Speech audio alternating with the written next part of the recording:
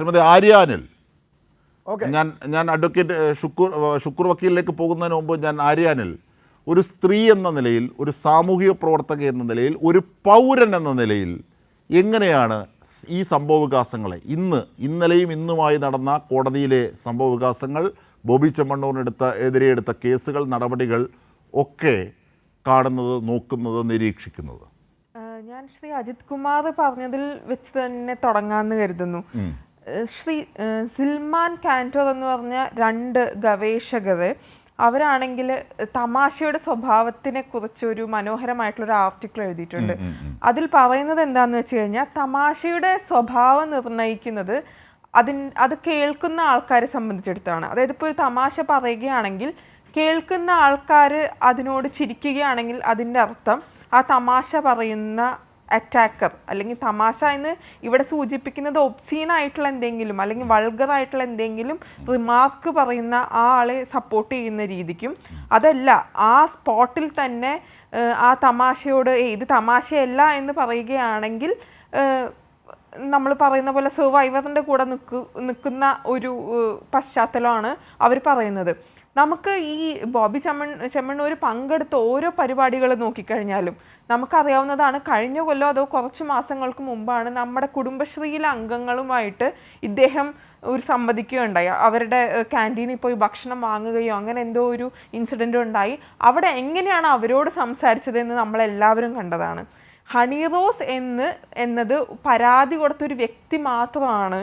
പക്ഷെ അവർ പ്രതിനിധീകരിക്കുന്നത് കേരളത്തിലെ ഒട്ടനവധി സ്ത്രീകളെയാണ്. കാരണം ബോബി ചെമ്മണ്ണൂർ എന്ന ഈ മനുഷ്യൻ വന്നിട്ട് ഓരോ ഇവൻറ്റിലും സംസാരിക്കുന്നത് സ്ത്രീകളെ മോശപ്പെടുത്തിയാണ്.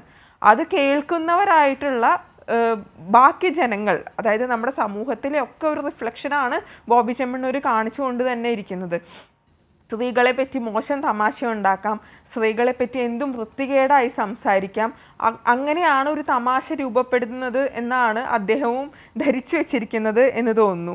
അതുപോലെ കോടതി ഇതിൽ പറഞ്ഞിട്ടുള്ളൊരു കാര്യമുണ്ട്. അതായത് ഇന്നലെ ജാമ്യം അനുവദിക്കുമ്പോൾ കോടതി പറഞ്ഞിട്ടുള്ളത് എന്താണെന്ന് വെച്ചാൽ, ബോബി ചെമ്മണ്ണൂരിന് ഇത്രയും നാൾ റിമാൻഡിലാക്കിയോടെ തന്നെ ഓഡിയൻസിന് അല്ലെങ്കിൽ പ്രേക്ഷകർക്ക് ഒരു സന്ദേശം എത്തിച്ചേർന്നിട്ടുണ്ടാവും, സമൂഹത്തിന് സന്ദേശം എത്തിച്ചേർന്നിട്ടുണ്ടാവും. അതായത് ഇത്രയും റിമാർക്സ് നടത്തുന്ന ആൾക്കാരെ എന്തു വന്നാലും അവർക്ക് നിയമ നടപടി നേരിടേണ്ടി വരും എന്നിട്ടുള്ള ഒരു റിമാർക്കാണ് കോടതി നടത്തിയിട്ടുള്ളത്. ഇത്രയും കാര്യങ്ങൾ പറഞ്ഞിട്ടാണ് കോടതി ജാമ്യം നൽകിയതും. എന്നാൽ ജാമ്യം നൽകിക്കഴിഞ്ഞിട്ടും അദ്ദേഹം കാണിച്ചിട്ടുള്ള പ്രവൃത്തികൾ എന്തായിരുന്നു?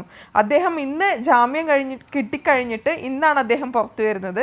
ആദ്യം അദ്ദേഹം നടത്തുന്ന സ്റ്റേറ്റ്മെൻറ്റ് എന്താണെന്ന് വെച്ചാൽ, ജയിലിൽ ഉള്ള തടവുകാർക്ക് വേണ്ടിയിട്ടാണ് അദ്ദേഹം ഇന്നലെ ഒരു ദിവസം നിന്നേ എന്ന് പറഞ്ഞു. എന്നാൽ അതിന് കുറച്ച് നേരങ്ങൾക്ക് ശേഷം അദ്ദേഹം പറയുന്നത് എന്താണെന്ന് വെച്ചാൽ, എൻ്റെ ഫാൻസിനോട് ഞാൻ വന്ന് നിൽക്കാൻ പറഞ്ഞിട്ടില്ല, അവർ വന്ന് നിന്നിട്ടുള്ളതാണ്. ഞാൻ തടവുകാർക്ക് വേണ്ടിയിട്ട് പൈസ സപ്ലൈ ചെയ്യണം എന്ന് വിചാരിച്ചിട്ടുണ്ടായിരുന്നു, സ്വരൂപിക്കണം എന്ന് വിചാരിച്ചിട്ടുണ്ടായിരുന്നു, പക്ഷെ അവർക്ക് വേണ്ടിയല്ല നിന്നത് എന്നുള്ളതാണ്. ബോബി ചെമ്മണ്ണൂർ സത്യം പറഞ്ഞാൽ അദ്ദേഹത്തിൻ്റെ ബിസിനസ്സാണ് കേരളത്തിൽ മൊത്തം കാണിക്കുന്നത്. ആ ബിസിനസ്സിന് വേണ്ടി ഏത് മോശമായിട്ടുള്ള രീതിയിൽ പോകാനും അദ്ദേഹം തയ്യാറാണ്. അതിൽ ഈ പറയുന്നത് പോലെ നമ്മൾ കാലങ്ങളായി അറിഞ്ഞോ അറിയാതെയോ, ഇപ്പോൾ ശ്രീ അജിത് കുമാർ പറഞ്ഞു ആരാണ് ഈ ദ്വയാർത്ഥ പ്രയോഗം നടത്താറുള്ളതെന്ന്. അറിഞ്ഞോ അറിയാതെയോ നമ്മുടെ സമൂഹത്തിൽ അത് നടക്കുന്നുണ്ട്. പക്ഷെ ബോബി ചെമ്മണ്ണൂരിനെ പോലൊരു വ്യക്തിക്ക് അതറിയില്ല എന്ന് പറയുന്നത് വെറും നുണയാണ് എന്നാണ് പറയാനുള്ളത്. നമ്മുടെ നാട്ടിലെ നാടൻ ശൈലിയാണെന്ന് പറഞ്ഞ് പല ദ്വയാർത്ഥ പ്രയോഗങ്ങളെയും നമ്മൾ മാറ്റി നിർത്താറുണ്ട്. അത് ചില സമയത്ത് മനുഷ്യർക്ക് അറിയുന്നുണ്ടാവില്ല. കാരണം വർഷങ്ങളായിട്ട് സ്ത്രീകളെ വെച്ചിട്ടുള്ള ദ്വയാർത്ഥ പ്രയോഗങ്ങൾ തമാശയായി നമ്മുടെ സമൂഹത്തിൽ നിലനിൽക്കുന്നുണ്ട്. എന്നാൽ സമൂഹം ഇത്രയും മുമ്പോട്ട് വരുമ്പോൾ സിനിമകളിൽ കൂടെ ആയാലും നാടകങ്ങളിലൂടെ ആയാലും നിരന്തരമുള്ള ചർച്ചകളിലൂടെ ആയാലും സോഷ്യൽ മീഡിയയിലെ ഇടപെടലുകളിലൂടെ ആയാലും നമുക്കറിയാം എന്തൊക്കെയാണ് നല്ല പ്രയോഗങ്ങൾ, എന്തൊക്കെയാണ് മോശം പ്രയോഗങ്ങൾ എന്ന്. ഇത് ഏറ്റവും നന്നായി അറിയുന്ന ഒരു വ്യക്തി എന്നുള്ള നിലയ്ക്ക് അദ്ദേഹം ചെയ്യുന്ന പ്രവൃത്തി ലജ്ജാകരമാണ്. അത്ര മാത്രമേ ഇതിനായിട്ട് പറയാനുള്ളൂ. ഞാൻ തിരിച്ചെത്താം ആര്യ, ഞാൻ തിരിച്ചെത്താം.